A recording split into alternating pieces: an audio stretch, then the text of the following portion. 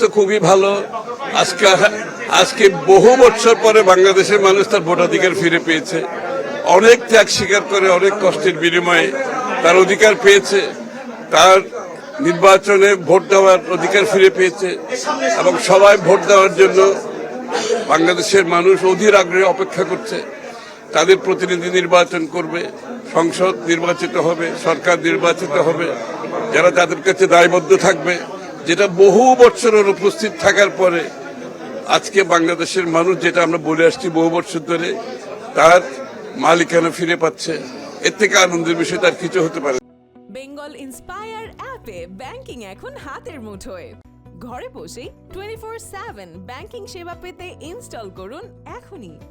বাংলাদেশের মানুষের যে ত্যাগের বিনিময়ে আমরা যে আজকে নির্বাচনী ব্যবস্থার দিকে যাচ্ছি, গণতন্ত্রের উত্তরণের পথে যাচ্ছি, এখানে কোনো ষড়যন্ত্র, যে ত্যাগের বিনিময়ে এটা আমরা অর্জন করেছি, কোনো ষড়যন্ত্র নির্বাচনের পথে দাঁড়াতে পারবে না। বাংলাদেশে গণতান্ত্রিক অর্ডার ফিরে পাওয়ার পথে দাঁড়াতে পারবে না। নির্বাচিত সংসদ সরকারের পথে দাঁড়াতে পারবে না। এটাই বাংলাদেশের মানুষের আকাঙ্ক্ষা আছে। এই আকাঙ্ক্ষার মাঝখানে যারা আসবে তাদের অস্তিত্ব থাকবে না।